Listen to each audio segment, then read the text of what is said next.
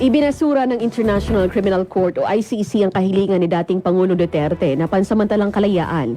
Ayon sa ICC, kailangan ang detention habang nililitis sa kasong crimes against humanity si Duterte dahil sa murder at attempted murder.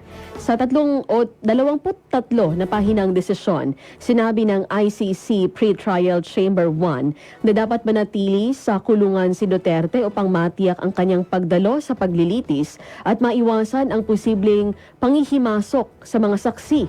Tinukoy din ng tribunal na may sapat na impluwensya si Duterte, kabilang ang kanyang muling pagkahalal bilang alkalde ng Davao noong 2025, na maaring magamit upang makatakas o manakot ng mga saksi. Itinaas ng Philippine National Police ang full alert status sa mga rehiyon ng Davao at Caraga matapos ang 7.4 magnitude na lindol na tumama sa karagatan ng Davao Oriental nitong Biyernes. Batay sa paunang ulat, nagkaroon ng pinsala ang Panabo City Police Station at Talaingod sa Municipal Station. Pansamantala namang isinara sa mga motorista ang Magsaysay Bridge sa Butuan City dahil sa mga bitak. Sinabi ni PNP Public Information Chief Brigadier General Randolph Tuanyo na nagpapatuloy pa ang assessment ng lawak sa pinsala at deployment ng mga tauhan.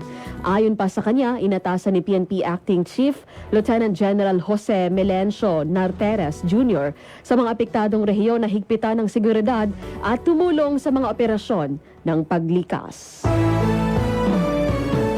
Magsasagawa muli ng National Voters Registration ang COMELEC. Sisimula nitong ngayong October 20 at magtatapos sa May 18, 2026.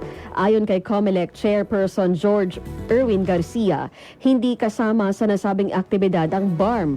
Paliwanag pa ni Garcia, mayroon kasing sariling voters registration schedule ang BARM. Itinakda ito sa May 1 hanggang sa May 18, 2026. Target ng COMELEC na makapag-register ng higit sa 1.3 million na mga botante.